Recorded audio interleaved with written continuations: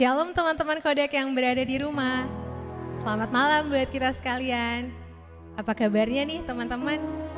Saya harap kita semua dalam keadaan yang sehat-sehat, kuat, dan selalu diberkati oleh Tuhan dimanapun kita berada saat ini.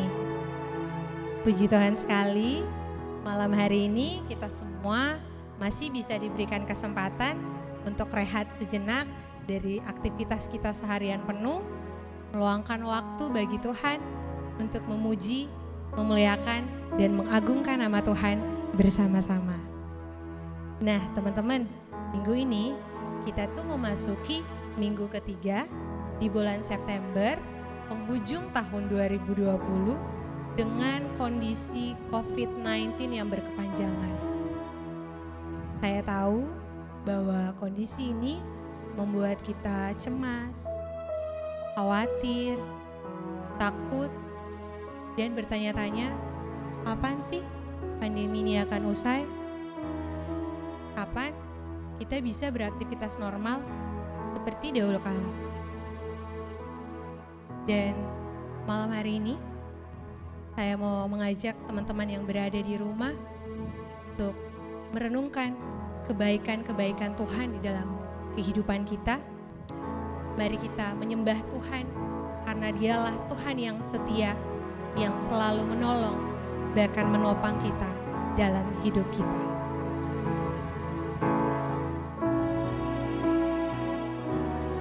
Ya Tuhanku, aku hendak bernyanyi bagimu selama aku hidup. Ya Allahku, aku hendak bermazmur bagimu selagi ku ada. Inilah yang ku renungkan setiap waktu, nyanyian pujian dan pengagungan kepadamu.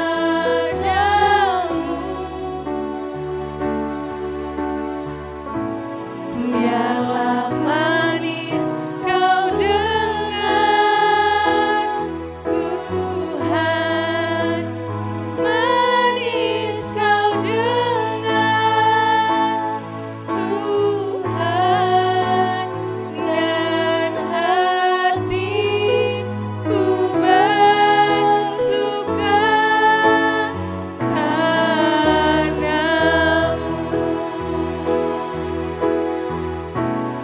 Inilah yang ku renungkan setiap waktu, nyanyian pujian dan pengagungan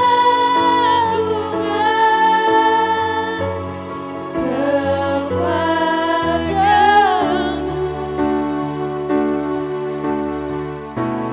Biarlah manis kau dengar Tuhan, manis kau dengar Tuhan, dan hatiku bersuka karena-Mu. Dan hatiku bersuka karena-Mu.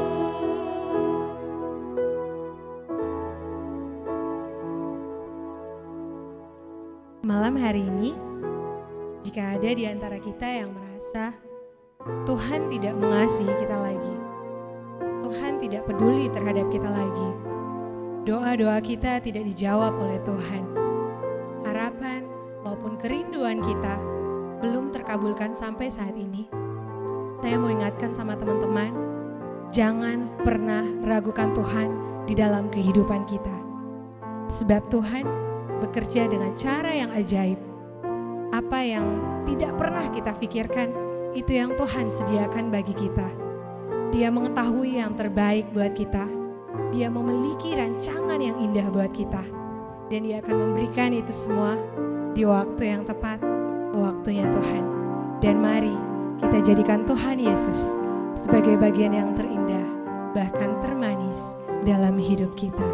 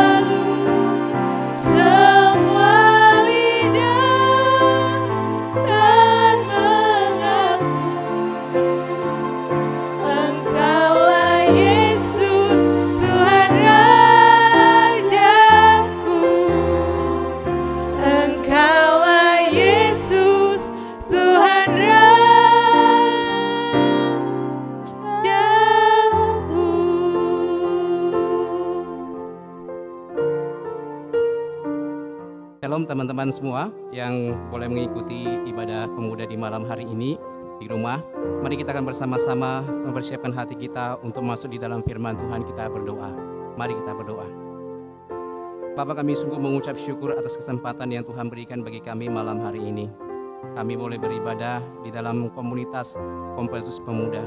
Sekalipun kami hanya boleh mengikuti ibadah ini secara online ya Bapa, tetapi kami percaya Engkau hadir di tengah-tengah di tempat kami beribadah dimanapun kami saat ini ya Bapa. Oleh karena itu kami memohon kepadamu, Engkau yang menolong kami saat ini dengan pertolongan Roh Kudus sendiri.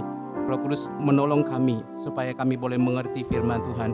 Roh Kudus menolong kami supaya kami boleh memahami firman Tuhan. Roh Kudus menolong kami supaya kami terus boleh bertumbuh dan pada akhirnya kami boleh semakin sempurna sama seperti Kristus. Tuhan tolong setiap kami ya Bapa.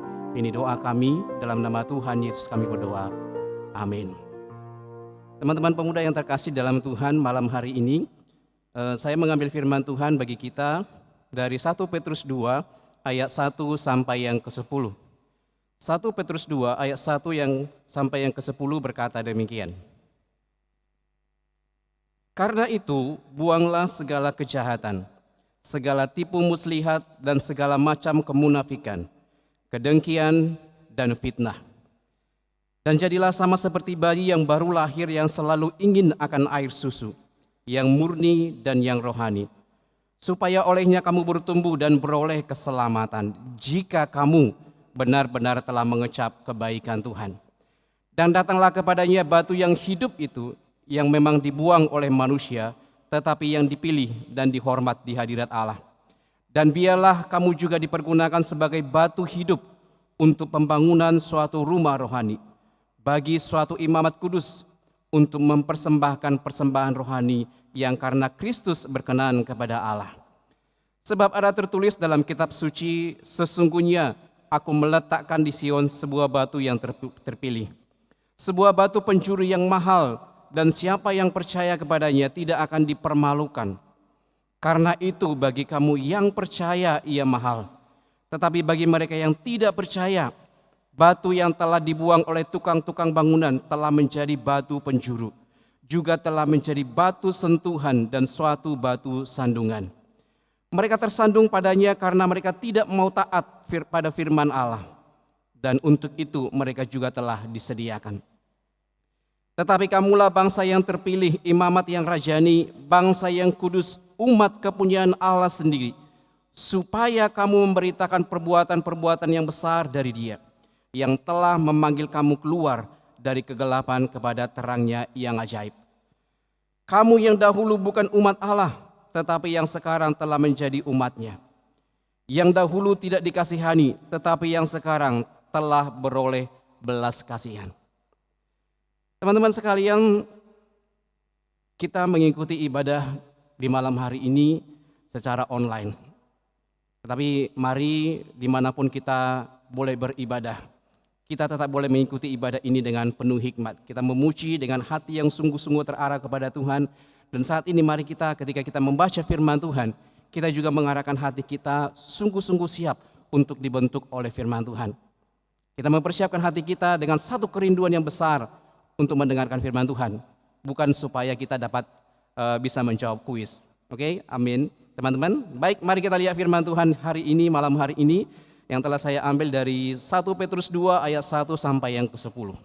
Teman-teman, kalau teman-teman mengingat beberapa minggu yang lalu, ya, dua ibadah yang dilaksanakan sebelum ibadah hari ini, jadi kurang lebih 4 minggu lalu dan 3 minggu lalu, ya gitulah ya. Teman-teman pasti masih ingat tema-tema yang dibicarakan di dalam setiap khotbah yang dibahas. Kalau mengikuti, Engku Filemon membahas tentang dosa, sekalipun memang dia tidak secara membahas dosa secara penuh ataupun fokusnya kepada dosa, tetapi dia berbicara tentang dosa, bahwa dosa itu adalah meleset dari rencana Allah, meleset dari Allah, dia bilang. Jadi di situ kita diingatkan bahwa sesungguhnya semua kita adalah orang berdosa dan kita diselamatkan hanya oleh Kristus. Itu kita pelajari ketika Enci Rus atau Evangelis Rus berbicara firman Tuhan 2 minggu lalu. Jadi kita adalah orang berdosa, kita adalah orang yang diselamatkan semata-mata karena anugerah, semata-mata karena kasih karunia Allah. Nah, hari ini saya ingin membawa kita untuk melihat, melanjutkan dari tema-tema yang lalu, yaitu bagaimana kita mengisi keselamatan itu. Bagaimana kita harus menghidupi keselamatan itu. Kenapa ini penting, teman-teman? Yang pertama adalah karena menerima Yesus memang itu adalah sesuatu momen yang sangat penting. Tetapi menerima Yesus dan percaya kepada Yesus sebagai Tuhan dan Juru Selamat itu masih sebuah awal, teman-teman. Ingat sekali lagi ya, sebuah awal. Sebuah awal dari apa? Sebuah awal dari kehidupan rohani atau kehidupan yang baru. Saya masih ingat ketika saya diinjili oleh seorang kakak senior saya waktu di teknik. Dia menceritakan tentang Kristus, ya. Akhirnya saya menerima Tuhan Yesus sebagai Tuhan dan Juru Selamat saya. Kemudian setelah semua itu, ya, dia menyalami saya dan berkata, "Selamat memulai hidup baru." Saya kaget, hidup baru apa ini? Saya tidak ada menikah gitu kan ya. Saya sekarang bukan menikah, hidup baru apa ini? Kemudian dia mengatakan, "Selamat memulai hidup baru di dalam Tuhan." Ketika kita menerima Yesus sebagai Tuhan dan Juru Selamat kita, itu adalah sebuah awal yang sangat penting dalam kehidupan iman kita.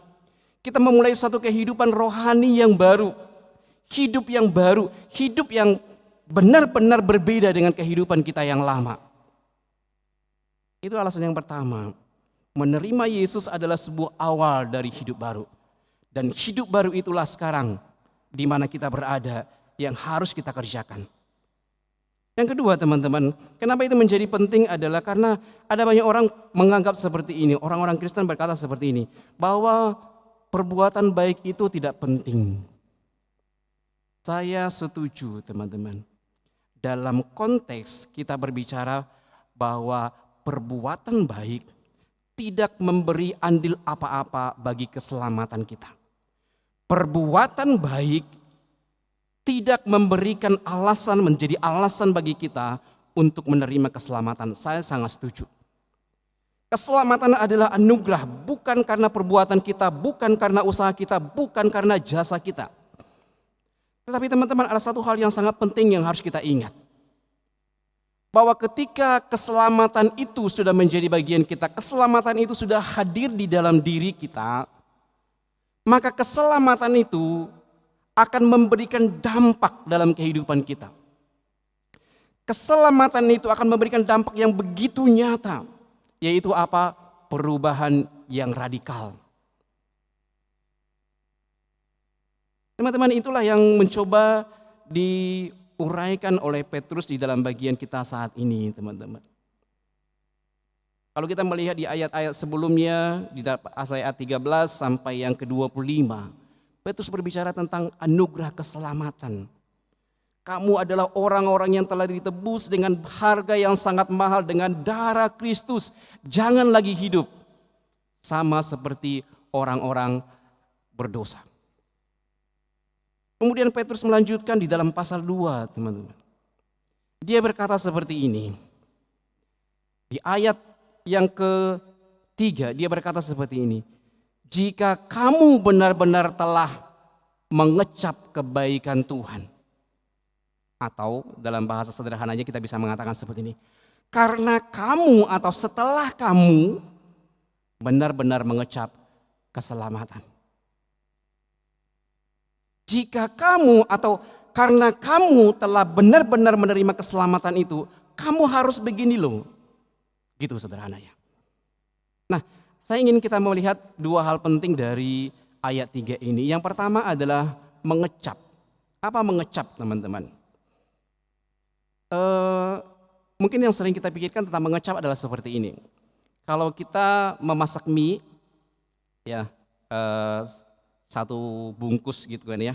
Kemudian kita mengecap, apakah semua rasa sudah bagus atau tidak, apakah sudah cukup atau tidak. Saya yakin ketika kita mengecap, kita bukan mengecap artinya seperti ini, kita angkat dia semua mie-nya dari kuali dan kita makan, itu bukan mengecap.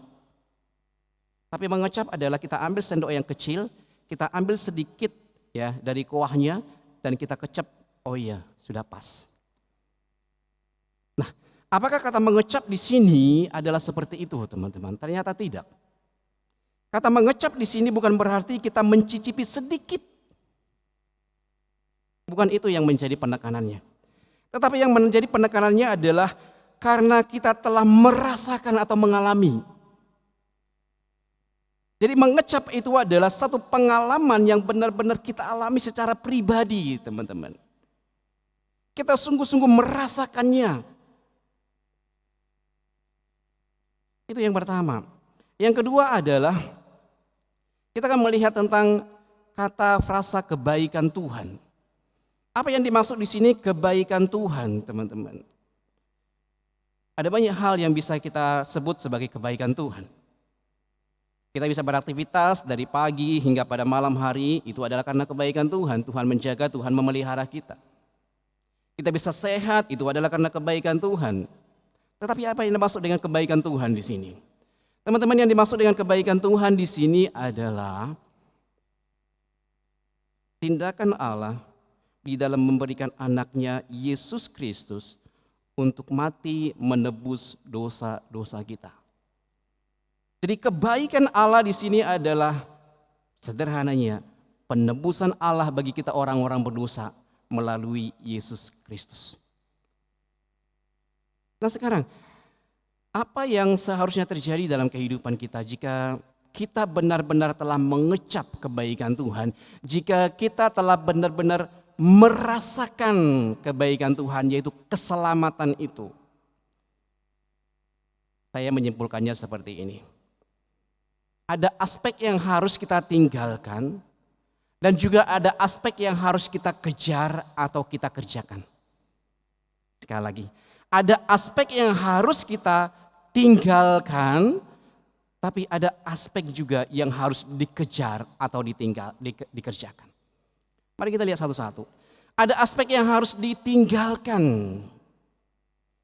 Teman-teman, kalau kita melihat kata ditinggalkan, ya, itu dalam bahasa aslinya bisa diartikan seperti ini: menanggalkan dan membuang. Jadi sama seperti baju kotor, teman-teman ya. Kalau teman-teman pernah kejepret sesuatu, lumpur atau satu benda yang kotor mengenai baju kita, dan kemudian kita melepaskan baju itu dan mencucinya atau membuangnya. Itu maksudnya. Jadi teman-teman, itu yang pertama. Ada sesuatu yang harus ditanggalkan. Ada sesuatu yang harus kita buang. Apa itu? Dosa. Apa itu? Kehidupan lama. Kita harus membuang semua itu, kita harus meninggalkan itu, teman-teman. Seorang yang bernama Matthew Henry mengatakan seperti ini. Kata membuang di sini mengandung satu perasaan jijik. Coba berpikir, kenapa Matthew Henry harus mengatakan ada rasa jijik, teman-teman? Teman-teman, kalau ada sesuatu yang jijik di tubuh Anda, di baju Anda, apa yang akan Anda lakukan? Anda buang dan tidak akan mau pakai lagi. Itu artinya. Artinya teman-teman, ketika kita melihat dosa sebagai sesuatu yang jijik, kita membuangnya dan kita tidak akan mau kembali lagi ke sana. Kita tidak mau lagi melakukannya.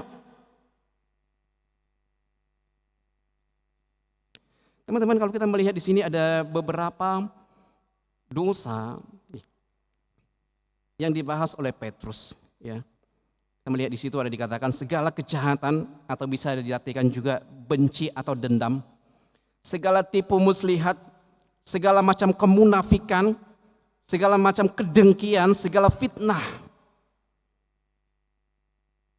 Teman-teman, kenapa ini menjadi sesuatu yang penting yang dibahas?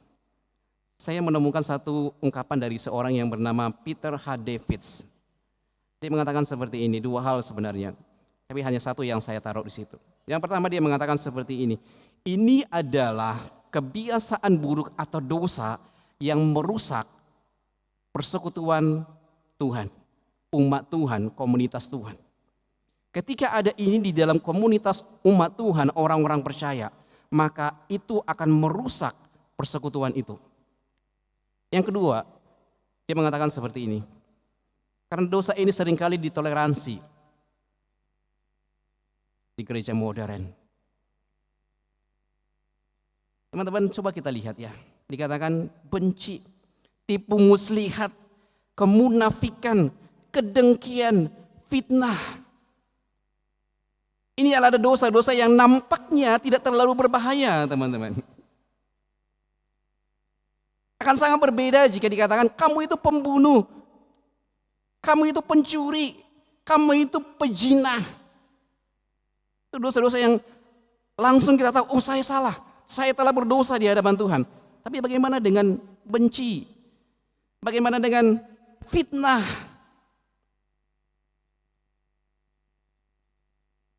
Kita melakukannya, bukan? Dan seringkali kita menganggap bahwa itu sesuatu yang tidak terlalu bersalah.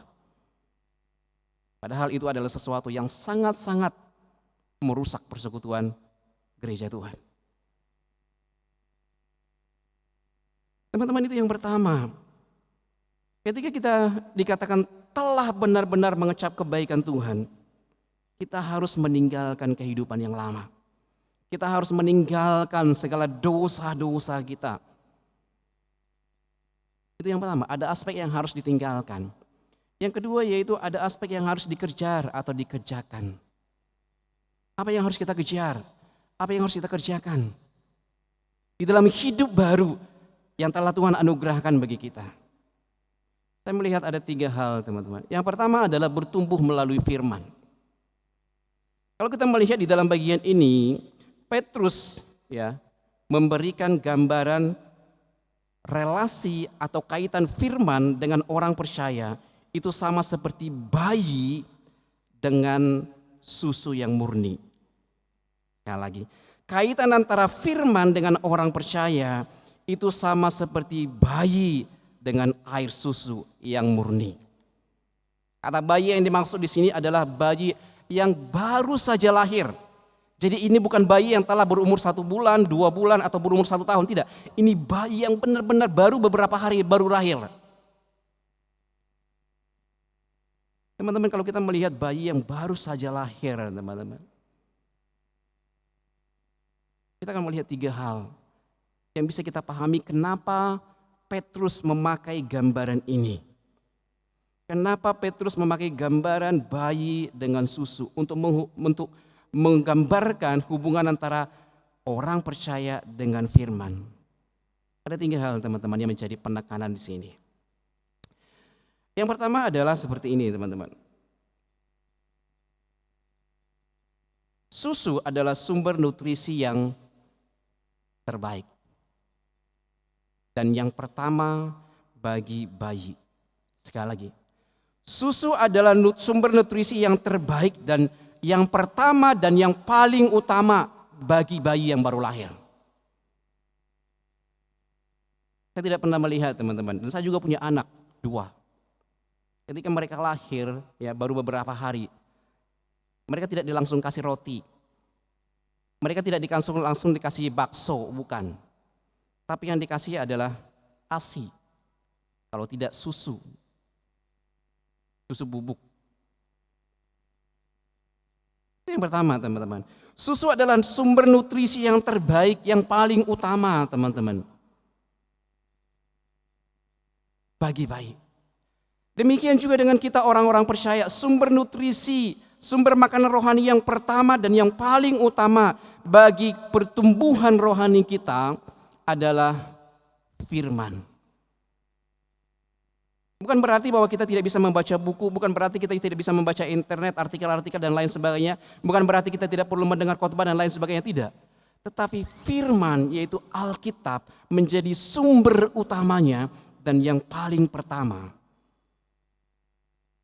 Yang kedua adalah keinginan yang kuat, teman-teman. Teman-teman, kalau teman-teman lihat bayi yang baru lahir, dia itu tidak mau tahu. Yang penting dia haus, dia menangis. Dan kalau dia sudah menangis, dia tidak akan berhenti, dia akan terus menangis, sampai akhirnya dia diberi susu. Dia tidak akan mau berhenti sampai dia diberi susu. Kenapa? Karena dia benar-benar ingin, dia benar-benar membutuhkannya.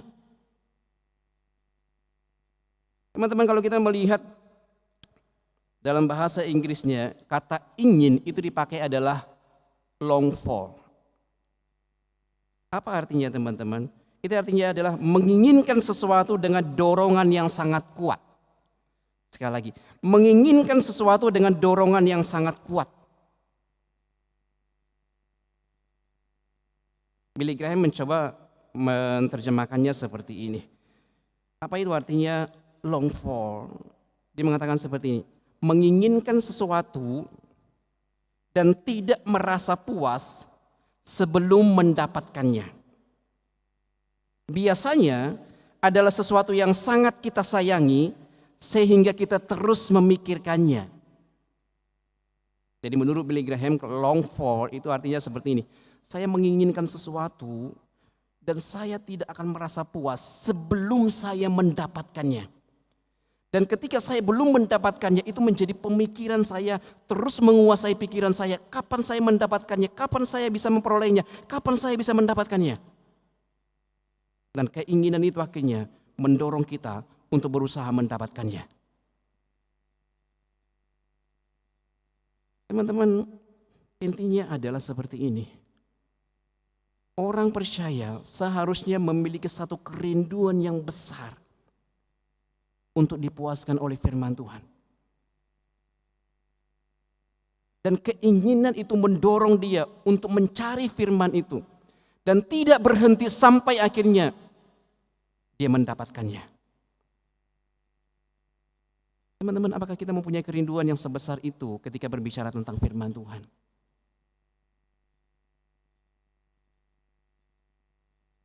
Yang ketiga, teman-teman, itu berbicara tentang sering atau continue. Teman-teman, saya punya pengalaman mendapatkan anugerah yang besar sebagai orang tua memiliki 2 orang anak. Dan saya tahu betul Bapak Ibu, seorang bayi itu ketika dia lahir itu begitu menyenangkan. Saya ingat waktu anak saya pertama lahir, ya saya cukup terbantu dengan mama mantu saya. Mama mantu ada di Luwuk dan dia membantu kita waktu Maitua melahirkan. Saya ingat Bapak Ibu, hari pertama dan yang kedua, ya ketika tahu bayi itu lahir, anak saya lahir, saya senang. Tetapi setelah melewati hari pertama, saya mulai agak kesal. Kenapa teman-teman? Anak saya itu setiap beberapa jam nangis. Setiap beberapa jam nangis, minta susu. Dan dia tidak kenal waktu, teman-teman. Dia tidak mau tahu apakah itu siang atau malam. Apakah itu tengah malam, dia tidak mau tahu. Yang penting dia haus, dia pengen susu, dia nangis. Dan itu bukan hanya terjadi satu kali, ya malam itu satu kali, tidak. Berkali-kali, selang beberapa jam dia bangun lagi, minta susu, dan setelah itu apa? Setelah dikasih susu, ya tanpa rasa bersalah, dia tidur lagi, teman-teman. Teman-teman, sama seperti bayi yang selalu menginginkan susu, membutuhkan susu sesering mungkin supaya dia bisa terus bertumbuh, sama demikian jugalah kita. Kita butuh firman Tuhan sesering mungkin, belajar firman Tuhan secara kontinu untuk kita bisa bertumbuh secara rohani. Teman-teman, kenapa kita perlu belajar firman Tuhan? Kenapa justru seringkali kita gagal untuk memberikan waktu untuk belajar firman Tuhan, atau tidak mau memberikan waktu untuk belajar firman Tuhan? Bukan masalah tidak ada waktu atau tidak sebenarnya. Saya mau coba melihat di satu situs yaitu Christianity Today dan mengatakan seperti ini. Satu survei dia buat dan di artikel itu dia mengatakan seperti ini, ya, mensurvei orang-orang Kristen di awal adanya wabah COVID-19 gitu kan ya. Waktu itu kan mulai orang semua work from home, belajar dari rumah, kerja dari rumah, ya orang-orang sekarang tinggal di rumah. Orang-orang yang dulu sibuk di luar, bekerja, belajar, sekarang apa? Punya waktu banyak di rumah.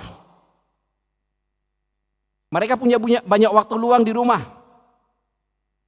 Tetapi teman-teman, setelah diadakan survei dan ditemukan ternyata persentase orang Kristen yang membaca firman Tuhan selama wabah itu, awal wabah corona, ya, itu justru menurun, bukan naik. Orang-orang semakin punya banyak waktu di rumah, tetapi tidak punya waktu untuk membaca firman Tuhan. Jadi ini bukan masalah kamu punya waktu atau tidak, tapi ini masalah kamu mau atau tidak. Ini masalah kamu sadar penting bahwa firman Tuhan itu adalah sesuatu yang sangat penting bagi hidupmu. Kalau kamu tahu itu sesuatu yang sangat penting bagi hidupmu, engkau pasti melakukannya. Dan melalui firman Tuhan hari ini, kita melihat ada 2 hal penting. Kenapa kita harus belajar firman Tuhan? Yang pertama adalah karena firman Tuhan adalah kebutuhan mutlak untuk bisa bertumbuh. Kita tidak akan mungkin bisa bertumbuh secara rohani tanpa firman Tuhan. Mustahil engkau bertumbuh kalau engkau tidak pernah membaca firman Tuhan. Yang kedua, teman-teman, ini sedikit warning sebenarnya.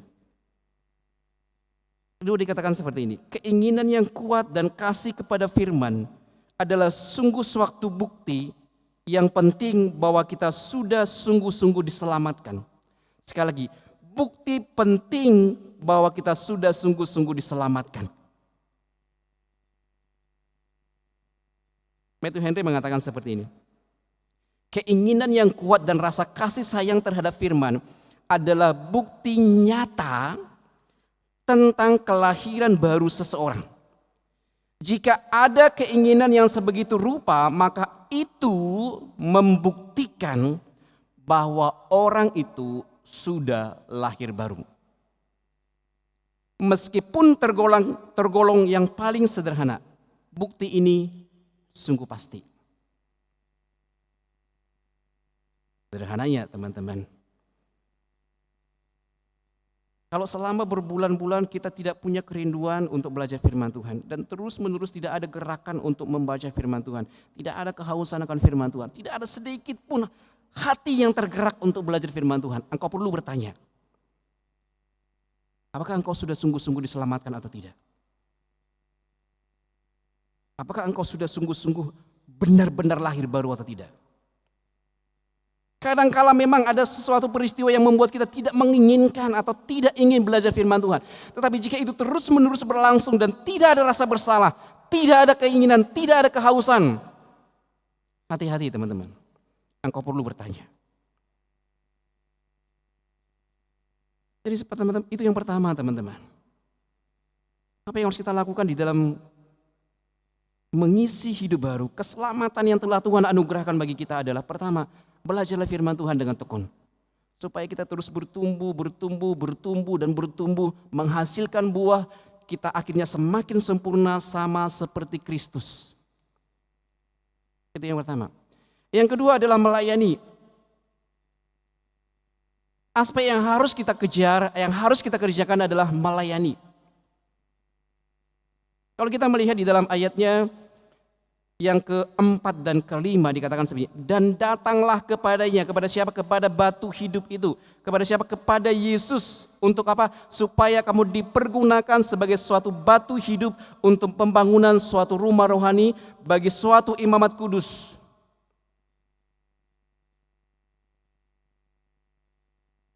Beberapa penafsir mengatakan seperti ini. Kemungkinan besar apa yang ada di dalam pikiran Petrus ketika berbicara tentang suatu rumah rohani itu berkaitan dengan bait Allah, teman-teman, atau tabernakel.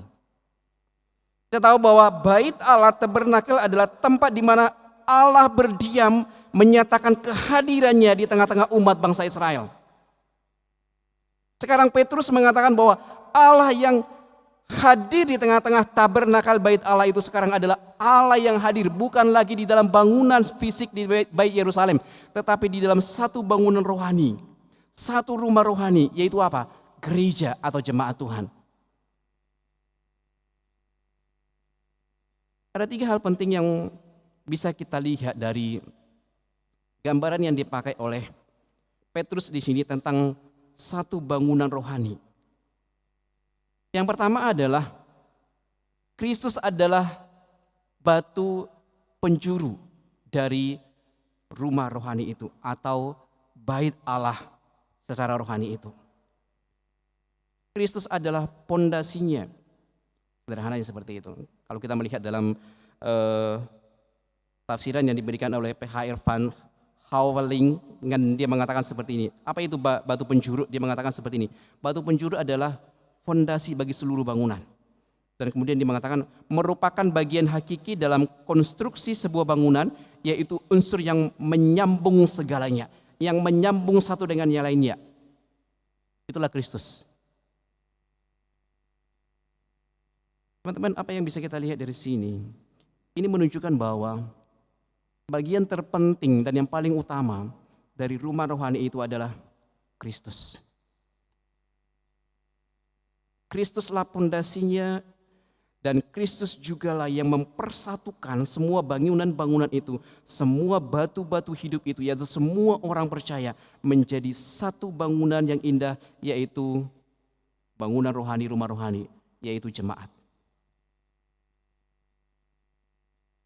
Yang kedua teman-teman, kita akan melihat seperti ini.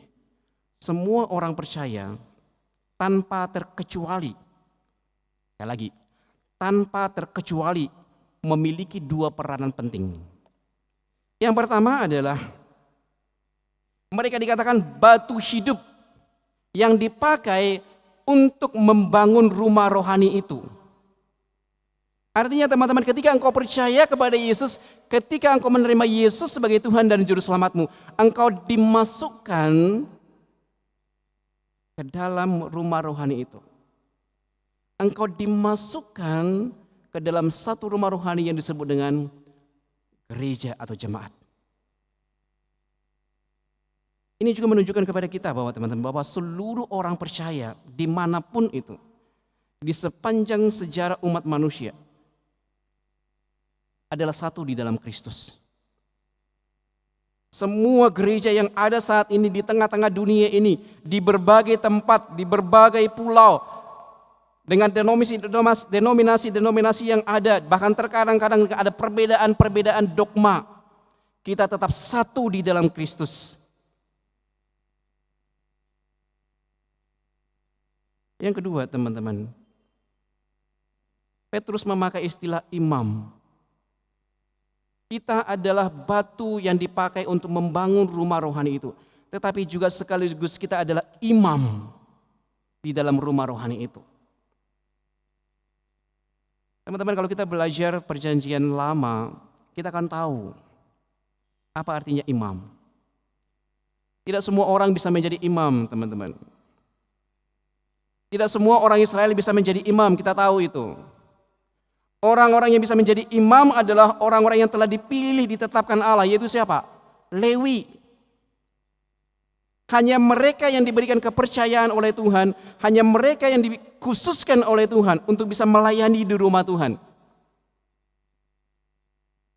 Maka ketika orang Israel mendengar bahwa Petrus mengatakan, kamu adalah imam, mereka akan heran, mereka akan kaget. Kami imam, wow. Teman-teman, bagi orang Yahudi, orang Israel saja, ketika disebut mereka menjadi imam, mereka pasti sangat kagum, mereka pasti heran teman-teman. Wow, ini satu keistimewaan yang diberikan oleh Tuhan. Ini adalah sesuatu yang kehormatan yang Tuhan berikan. Apalagi engkau dan saya teman-teman. Engkau dan saya siapa? Kita bukan umat pilihan Tuhan. Kita bukan bangsa Israel, umat yang dipilih Tuhan untuk menjadi umat yang dikasihinya. Kita bukan orang Lewi. Kita adalah orang-orang berdosa. Kita adalah orang-orang yang kalau dalam konteks perjanjian lama, engkau dan saya disebut sebagai orang kafir. Engkau dan saya disebut sebagai musuh Allah. Tetapi sekarang di dalam Kristus kita bukan hanya diselamatkan, kita bukan hanya diberikan hidup baru, tetapi kita diberikan kesempatan untuk melayani Tuhan.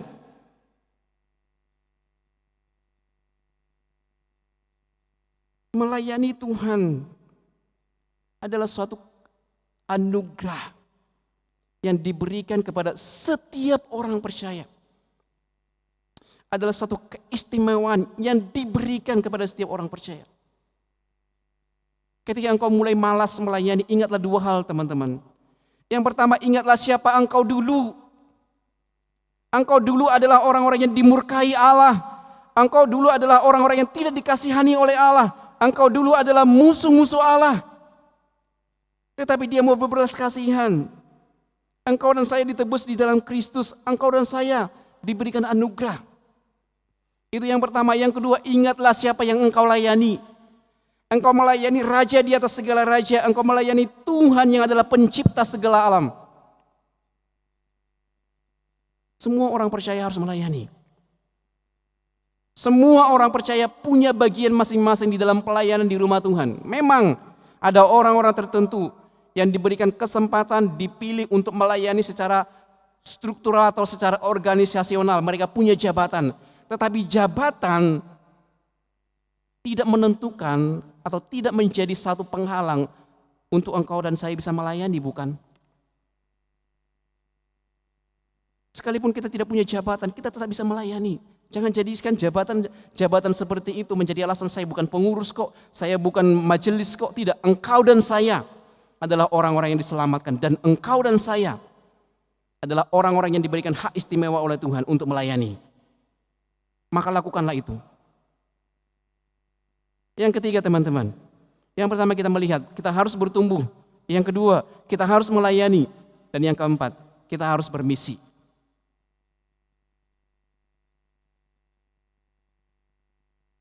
Kita harus bermisi, teman-teman. Kalau kita melihat di ayat 9, ada 4 gelar istimewa yang disebutkan di sini, yang ditujukan kepada semua orang percaya. Sekali lagi, gelar istimewa yang ditujukan kepada setiap orang percaya. Apa gelar itu? Yang pertama adalah bangsa terpilih. Yang kedua adalah imamat yang rajani. Yang ketiga adalah bangsa yang kudus. Yang keempat adalah umat kepunyaan. Atau dalam bahasa lain dipakai harta kesayangan Allah sendiri. Itulah engkau dan saya. Sekali lagi ya. Engkau dan saya adalah bangsa pilihan Tuhan, the chosen. Kalau mendengar kata the chosen langsung bangga gitu kan ya. Orang pilihan gitu kan ya. Itu yang pertama. Engkau adalah orang pilihan. Yang kedua adalah imamat yang rajani. Yang ketiga adalah bangsa yang kudus. Dan yang keempat adalah harta kesayangan Allah. Tetapi teman-teman, mari kita lihat. Ada kelanjutan dari ayat itu, teman-teman. Dikatakan seperti ini. Supaya kamu memberitakan perbuatan-perbuatan besar yang dari Dia. Benar. Engkau adalah orang-orang yang istimewa di hadapan Allah. Engkau adalah harta kesayangan Allah. Engkau adalah umat pilihan Tuhan. Yang dipilih bukan berdasarkan kebaikanmu, yang dipilih bukan karena jabatanmu, yang dipilih semata-mata anugerah. Karena Allah mengasihi engkau. Benar. Tetapi di balik pemilihan itu, di balik panggilan itu ada satu tanggung jawab besar yang Tuhan percayakan kepada kita. Ada satu tanggung jawab besar yang harus kita kerjakan. Ada satu tujuan besar dari Allah bagi engkau dan saya. Tujuan itu apa? Engkau dan saya dipanggil untuk memberitakan perbuatan-perbuatan besar Allah.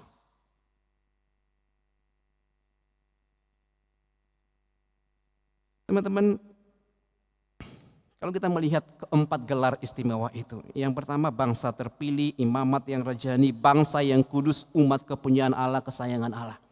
Keempat gelar ini dulu sebenarnya diberikan kepada bangsa Israel. Dulu sebenarnya itu hanya diberikan untuk orang Israel. Tapi sekarang gelar itu diberikan kepada semua orang percaya, baik dia orang Israel maupun tidak.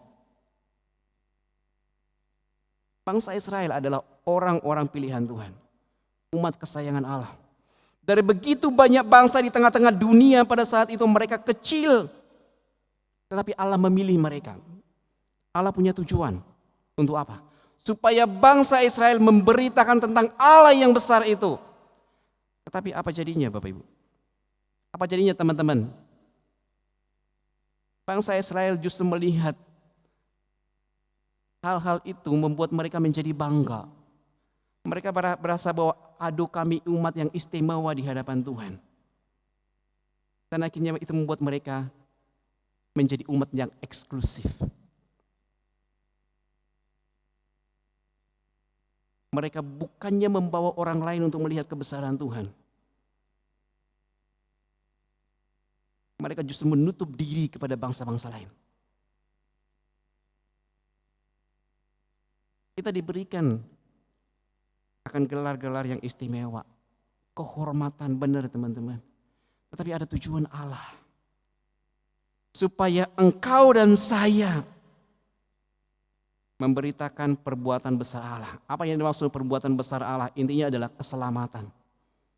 Yesus Kristus yang menebus dosa manusia. Bahwa di dalam Yesus Kristus ada keselamatan. Itulah yang harus engkau kerjakan dan saya kerjakan. Itulah yang harus engkau beritakan dan saya beritakan, teman-teman. Kepada orang-orang di luar sana yang masih jauh dari Kristus, kepada orang-orang di luar sana yang masih diperbudak oleh dosa, kita perlu datang kepada mereka, kita perlu keluar dari zona nyaman kita perlu mencari mereka dan memberitakan bahwa di dalam Kristus ada keselamatan, bahwa di dalam Kristus ada kehidupan kekal. Teman-teman, saya menemukan satu kutipan, dia mengatakan seperti ini. Allah menerima kita apa adanya, tetapi Dia tidak mau kita tetap apa adanya. Dia akan mengubah kita menjadi seperti Kristus. Benar, teman-teman. Allah adalah Allah yang mau menerima kita apa adanya. Seberapa besar pun dosamu, seberapa bobrok pun engkau di dalam masa lalumu, ketika engkau datang kepada Dia, mengaku segala dosamu, mengaku bahwa engkau adalah orang berdosa dan memohon anugerah Tuhan, memohon Kristus menjadi Tuhan dan Juru Selamat di dalam hidupmu, engkau pasti diterima. Tetapi ketika engkau telah diterima, Allah tidak akan membiarkanmu terus-menerus di dalam keberadaan apa adanya itu. Ketika engkau datang kepada Dia, kepada Kristus, maka Allah akan mengubah kita. Allah akan memproses kita sedikit demi sedikit, semakin menjadi sempurna, dan pada akhirnya kita akan sampai serupa dengan Kristus. Dan proses itu terjadi, teman-teman, seumur hidup. Teman-teman, sekali lagi malam hari ini saya ingin membawa kepada kita bahwa engkau dan saya adalah orang yang telah diselamatkan. Bersyukur, sungguh engkau dan saya adalah orang-orang yang diselamatkan semata-mata karena anugerah. Tetapi mari kita ingat, kita adalah orang-orang yang telah ditebus, yang sekarang harus memulai hidup baru. Hidup yang harus kita isi dengan apa? Pertama, bertumbuh. Kita harus bertumbuh. Dan untuk bertumbuh, engkau dan saya butuh firman Tuhan. Belajarlah firman Tuhan dan teruslah bertumbuh. Yang kedua, mari kita sadar bahwa kita adalah orang-orang yang telah diberikan kesempatan yang istimewa untuk engkau dan saya boleh melayani di rumah Tuhan. Mari terus melayani dalam setiap talenta karunia yang telah Tuhan percayakan kepada engkau dan saya. Kecil besar itu tidak menjadi masalah. Jika kita memberikannya dengan sungguh-sungguh, dengan hati yang benar, sungguh-sungguh karena kasih kepada Tuhan, itu pasti akan diperhitungkan oleh Tuhan.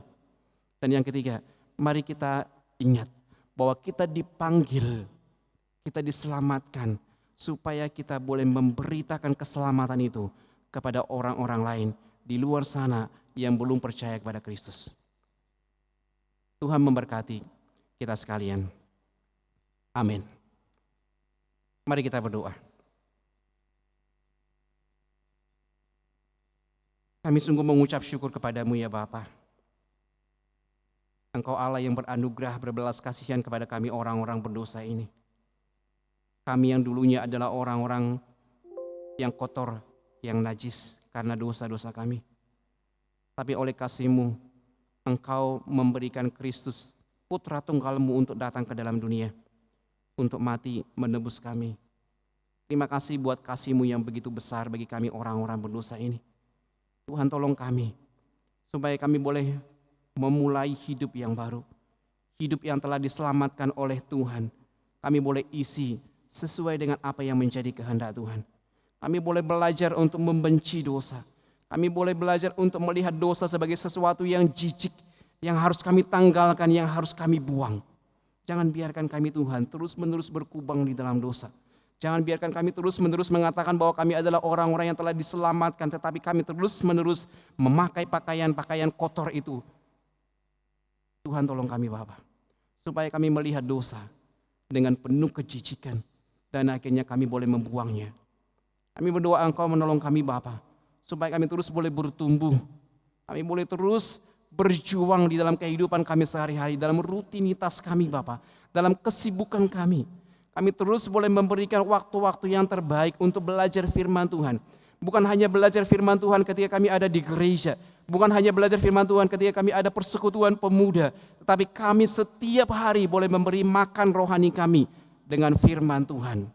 Dan kami akhirnya boleh terus bertumbuh oleh firman itu. Kami berdoa Engkau menolong kami supaya kami boleh mengerjakan panggilan kami di tengah-tengah dunia ini. Melayani Engkau, memberitakan Injil-Mu di tengah-tengah dunia ini. Melayani Engkau sesuai dengan talenta karunia yang Tuhan percayakan kepada kami. Semua talenta yang boleh dipercayakan boleh kami kembangkan dan kami boleh pakai bagi pelayanan Tuhan. Tuhan tolong kami supaya kami boleh melihat apa yang menjadi bagian kami, apa yang paling tepat sesuai dengan karunia kami untuk boleh kami kerjakan di dalam pelayanan di gereja-Mu. Bahkan secara khusus Bapak di tengah-tengah pelayanan kami di dalam Kompleks Pemuda. Kami berdoa Engkau memberkati juga Bapak, tolong kami supaya kami boleh bergerak, kami boleh keluar dari zona nyaman kami boleh melangkah mencari jiwa-jiwa untuk akhirnya memberitakan tentang Kristus yang adalah Tuhan dan Juru Selamat itu.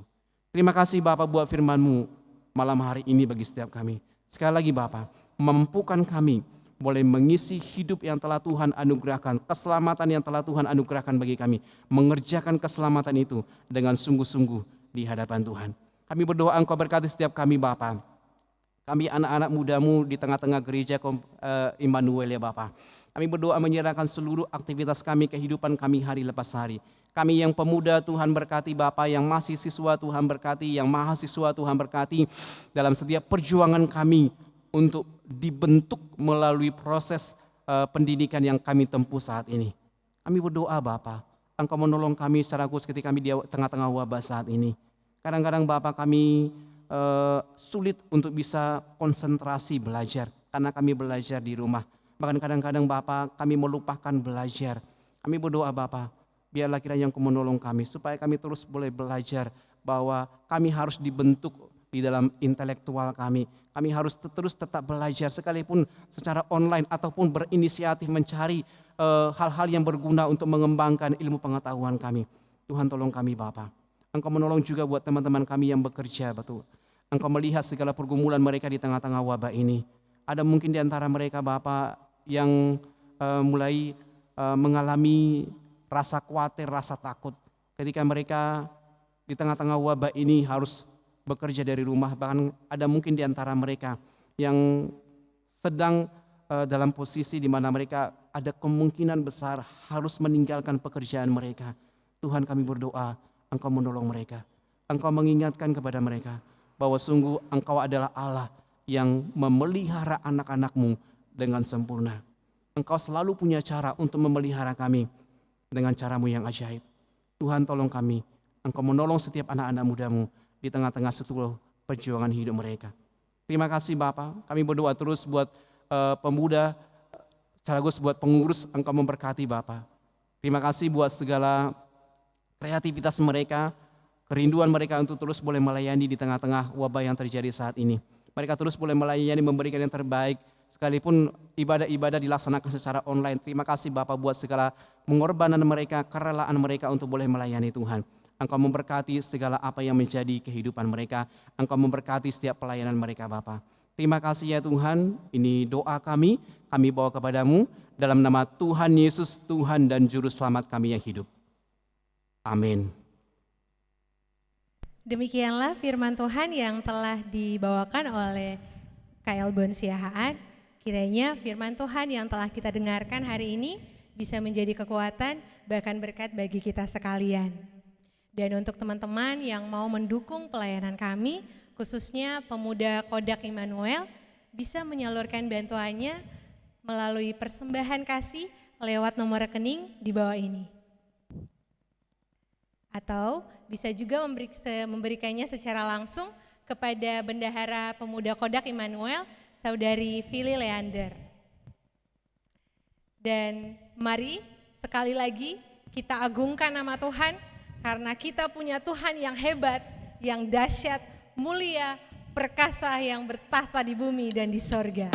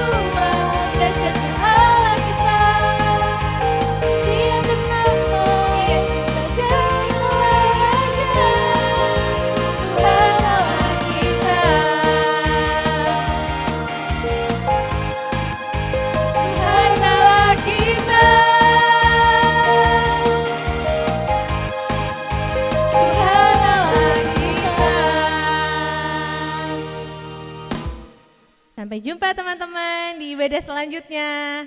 Jangan lupa tetap semangat dan jaga kesehatan. Dadah.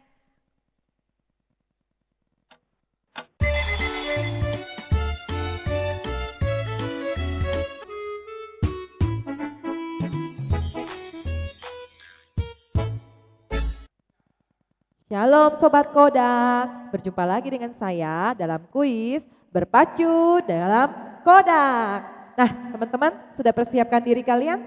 Kita akan melakukan kuis malam hari ini. Seperti biasa akan ada 3 soal yang akan diberikan teman-teman. Dan teman-teman harus menjawab dengan cepat dan benar. Karena yang paling cepat dan yang paling benar yang akan menjadi pemenangnya. Oke? Sudah siap teman-teman? Kita akan memulainya. Soal nomor 1. Petrus mengatakan bahwa orang percaya adalah orang-orang yang telah mengecap kebaikan Tuhan. Kebaikan Tuhan yang mana yang secara spesifik dimaksudkan oleh Petrus? Soal nomor 1. Petrus mengatakan bahwa orang percaya adalah orang-orang yang telah mengecap kebaikan Tuhan. Kebaikan Tuhan yang mana yang secara spesifik dimaksudkan oleh Petrus? Pertanyaan nomor 2. Petrus memakai gambaran seorang bayi yang selalu menginginkan air susu murni untuk menjelaskan kaitan antara firman dengan orang percaya. Sebutkan 3 hal penting yang ingin ditekankan oleh Petrus melalui penggambaran itu. Soal nomor 2, Petrus memakai gambaran seorang bayi yang selalu menginginkan air susu murni untuk menjelaskan kaitan antara firman dengan orang percaya. Sebutkan 3 hal yang ingin ditekankan oleh Petrus melalui penggambaran itu. Soal nomor 3, Sultan Randy mempunyai uang Rp5.500. Sultan Randy membeli 2 bungkus Indomie di Golden seharga Rp4.700. Berapa uang yang harus dikembalikan kasir kepada Sultan Randy? Saya ulang ya, pertanyaan nomor 3. Sultan Randy mempunyai uang Rp5.500. Sultan Randy membeli 2 bungkus Indomie di Golden seharga Rp4.700. Berapa uang yang harus dikembalikan kasir kepada Sultan Randy? Oke teman-teman, silakan dijawab secepatnya. Jangan lupa bagi teman-teman yang belum bergabung dalam grup WA Kodak Pemuda Immanuel, segera daftarkan melalui WA ke nomor handphone saya 0821 3141 3102. Ayo cepat teman-teman jawab pertanyaannya, karena yang paling cepat dan yang paling benar yang akan menjadi pemenangnya. Oke, see you again. Dadah teman-teman. Kita akan ketemu lagi dalam minggu-minggu depan. Kuis berpacu dalam Kodak.